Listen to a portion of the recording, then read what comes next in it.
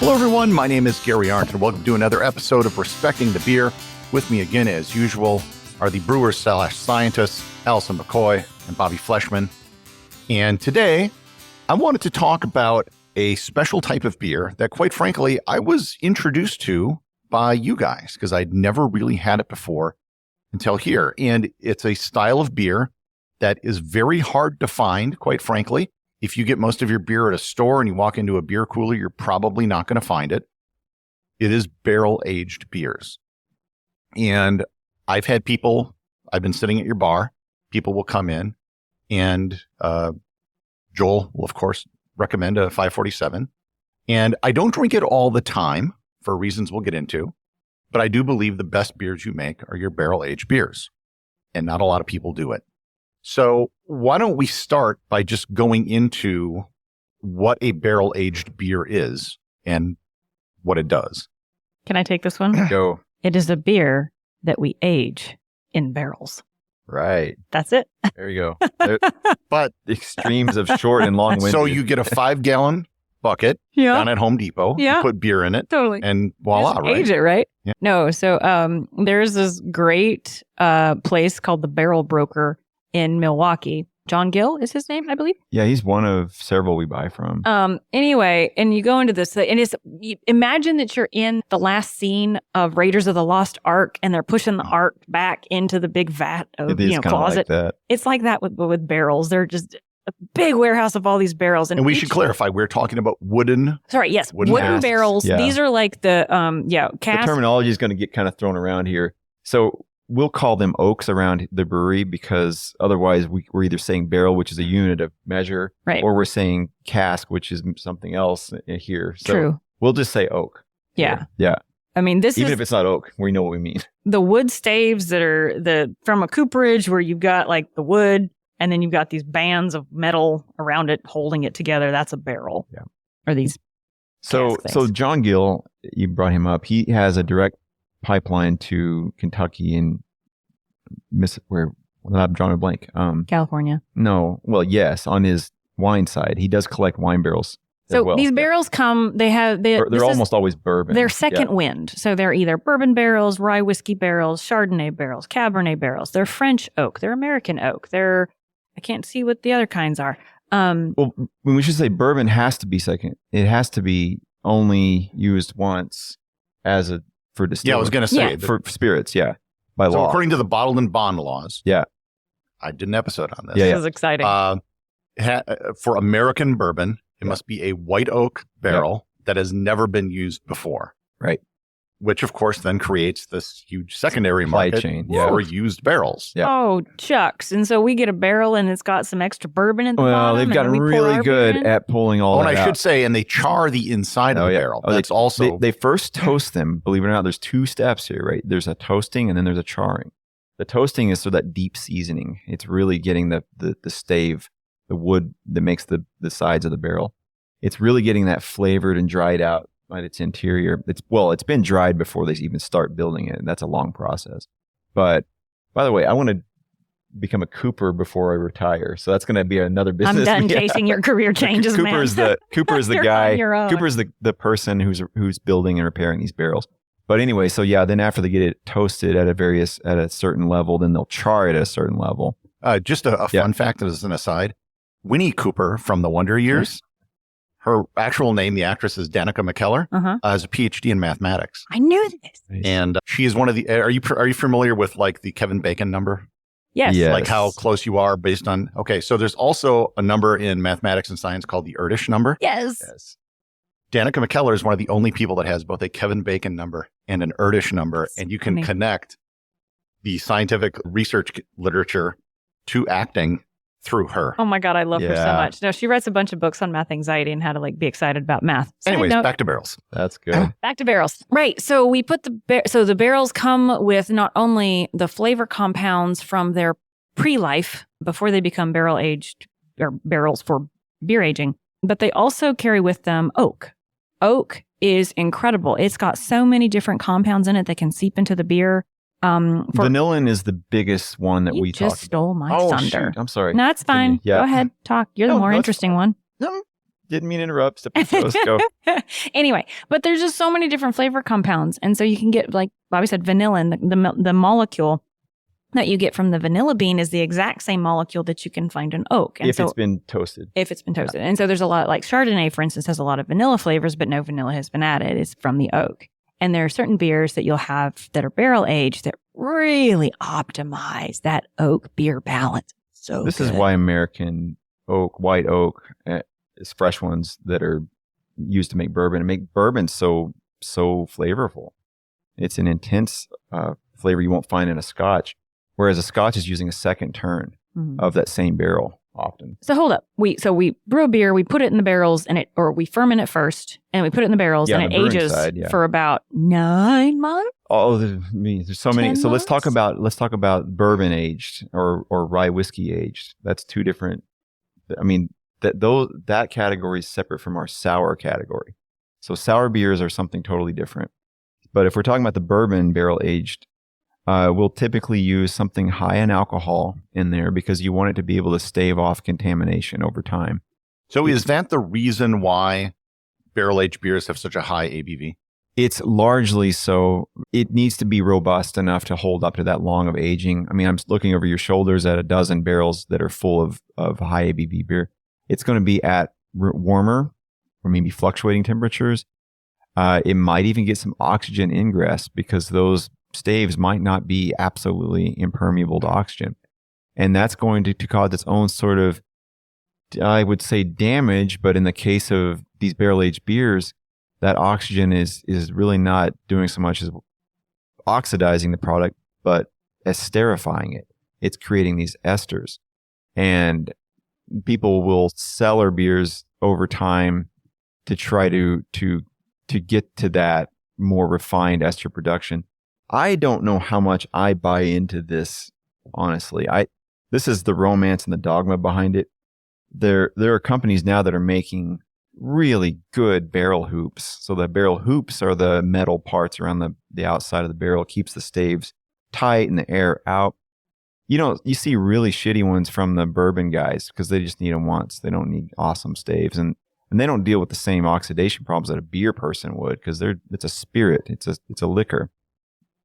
So what I'm trying to get at, though, is there are people that are building really good hoops that we can clamp down and keep all the oxygen out. And I think that we need to look closer at that if we're going to do long aging in these barrels. There's another technology coming around where people are chopping up staves of a barrel and they're distilling off of they're distilling its essence off and they're selling that back to like a brewer to just dump into a finished beer. I think that has some potential. I think that we have a lot of romance seeing stacks of barrels when in reality, we're just doing it so we get the flavor out of the oak and off the char and maybe some of the spirit remnants. That's fantastic. But how much damage have you done to the beer in those 9 months while you're getting these benefits? So I'm thinking there might be a combination, like a short-term aging added to, augmented by, supplemented by some of these novel products. So I don't know where that question came from or where I went with it, but that's the bourbon side. We also have a sour beer program that we age in wine barrels because in that case, we're making Belgian style beers that aren't necessarily high in alcohol. We're not looking to stave off contamination. We've already thrown in 25 different bacteria into these. They're already, quote, contaminated. Is that the 10 paces? 10 paces, yeah. I didn't know that was barrel aged. Absolutely. All wine barrels. Yeah, all Cabernet, Chardonnay. Some are French oak, some are American oak. You want different kinds of barrels for different reasons. The French tend to be a little thicker, I think, on the staves, and the American tend to be a little thinner. I know I have that reversed. The French are thinner, the American are thicker. Different types of oak result in, obviously, different continents. You get different sorts of oxygen ingress. In this context, we're not thinking about the vanillin. We're not thinking about the flavor from the oak. We're thinking about the functionality of the oak. And we're actually looking at letting oxygen in. So where I was complaining about on the bourbon side, these hoops that let air in, on the sour side, we're actually kind of encouraging oxygen to get in because we want to keep the bugs alive and happy for up to 3 years. We don't want it to just be an onslaught of oxygen because that's going to be unbridled. But if you give it just what we call micro-oxygenation, it keeps the ecosystem going. And it's a mixed fermentation. This month, we've done this with some students from Lawrence University. This month, we might see this bacteria dominate. Same barrel next month, measured precisely in the same location. Different one takes over. So it just happens over time that they just keep going back and forth, passing the baton back and forth. The metabolites from one become food for the other, et cetera, et cetera, et cetera. Back to an interesting tidbit. Did you talk about the differences with the stave? Wait, what are the rings called? The hoops. The hoops. Yeah, I was telling you how shitty they are from bourbon barrels. Great for wine. No, but there's a really cool thing. There's a language to the hoops that I didn't know about. And so American beers or American barrels have a certain frequency of where the hoops are on the barrel. And French ones have a different pattern. Yeah. So you can look at a barrel and see where the hoops are, and you can identify from across the room, is that an American barrel or is that a French barrel or is that a different type of barrel based on the language of the hoops? Yeah. I thought that was fascinating. Yeah. And all of the wine barrels are works of art. They're just so beautiful. They're just so well made because they're meant for years and years and years and years. And then probably another set of years after that. They're often galvanized. You might even see stainless hoops. There's all kinds of, they're just beautiful to see them. And I used to be a carpenter, so I look at that as a different work of art. A bourbon distiller will lose about, I want to say it's about 20% of what's in the barrel over time. And they're aging it a lot longer than you are. Yeah, called Angel's Share. Yep. It's, what is it, 5-year minimum to be a bourbon? Something to that effect. So to be bottled in bond, I believe it's 5 years. Okay. Yes. Yeah. So that makes sense because we probably see about a fifth of that evolve off in a year. So that makes a lot of sense to hear that. That's called the Angel's Share. And it used to be we would get devil's cuts. That was what was left after they pulled out what was in the barrel. Now they don't ever send us the devil's cut. But if they dry it out too much, then that barrel is shit for using for beer. So they don't want to dry it out too much or it'll have no value to us. So there is sort of a balance here. They don't want to pull all their spirits out of it. Yeah, when we have new barrels, you can tell that they're brand new because we get them and then the process is you have to set them upright and then fill the top with water. And we call it bird bath because they look like bird baths when you stand them up. So we bird bath the barrels and the capillarities of the staves are pointed upward. So it just sucks the water straight down in and it expands and becomes watertight. So before I thought about it, we used to like put towels over them and hydrate them from the outside. And then it occurred to me one day, we can hydrate the heads on this and the staves just by standing it on its end and filling this, what we call bird bath, with water. And then a day later, if it hasn't moved, we know it's watertight top to bottom. So anyway, that's Country Boy solutions. Country Boy science. Science. The best beer I've ever had from you is one that you don't make very much of. It was the Gertrude. That doesn't exist. She's gorgeous. And I mean, we don't know what you're talking about. Yeah, let's hypothetically talk about this. So, but in the process, because someone asked me this on my podcast in a question and answer episode, and I said, Eisbach is my favorite type of beer, but it's very hard to find. Yeah. Explain what an Eisbach is and why it is so difficult to make in the United States. Yeah. So it is separating the alcohol or the concentrating the alcohol by removing water. So what you do is you take a beer and you freeze it. Part of it will freeze, part of it won't. The part that's freezing is ice. It's going to be almost entirely H2O minus a few maybe bound flavor molecules. But then you just remove that ice or conversely remove that liquid. And you have something that's now more alcoholic in terms of its concentration. So that is, by the letter of the law, distillation. It didn't involve heat, but it was still, by the letter of the law, removing or concentrating by removing water. So hypothetically... Well, we live in Wisconsin. Yeah. I'm sorry for that non sequitur, but we live in Wisconsin, a very cold state. So once upon a time in this story, there was a brewer that left a barrel outside. Oops. It was a barrel that had our triple debauchery, which is our Doppelbock, which is its own podcast-worthy beer. But we made this beer, which itself takes 36 hours just to brew it. And then after... Hold up, was it Doppelbock or was it debauchery or triple debacle? Getting to that. Okay, sorry. Yeah. So then we would take it and put it into a barrel after it fermented for 12 to 16 weeks. So this is before we even get to the barrel.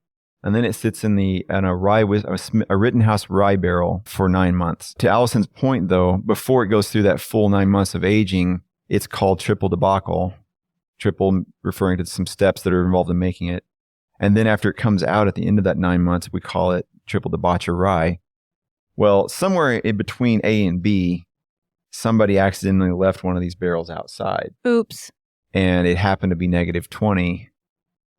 And apparently that's a good enough temperature to do what I just described. And the barrel became half full of ice. And so we had to remove it to save what we had left. And the devil's cut. Well, you might call it that, but or we you made can an call ice bock. Call her what Gertrude. we did was we made a doppelbock. We aged it in a rye whiskey barrel, and then we removed its contents. It became a 14% beer, whereas it started at close to 10, because of the proportions of water removed. And it is hypothetically one of our most sought after beers. We hypothetically it is what make malt it tastes every like. year. It is so good. It's like velvet. It's so good. But that requires someone makes the same mistake every year at the same time. So we have forgetful brewers, so you never know. But from what I understand, that is an American law. Like it is, that doesn't exist in Europe. That's not defined defined an American as law. Distilling. And It's EIS. It's German ISBOC. By any measure of common sense, that is not distilling. No, right? It's to the letter of law. And actually, I'm kind of dancing around it, but the people that enforce these laws have no idea about it. But if a fellow brewer listening to this podcast wanted to come down on it, they could force the enforcer to come down on us. Yeah. But we don't do it. So it's neither here nor there. But these beers I found were really popular, but it's almost like a cult status. And I think some of it's because they're so hard to find and make. Yeah. That you just can't, that there aren't a lot of brewers who can legally make it because they don't have a distiller's license. Right. And it's also hard to get down to that cold of a temperature. You got to be in Wisconsin or somewhere like it. Well, to freeze the beer, though, that's a hefty lift for your glycol system. I will tell you a story.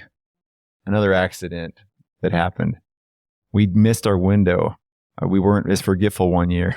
So we did put our glycol system through the paces because someone forgot to turn that off.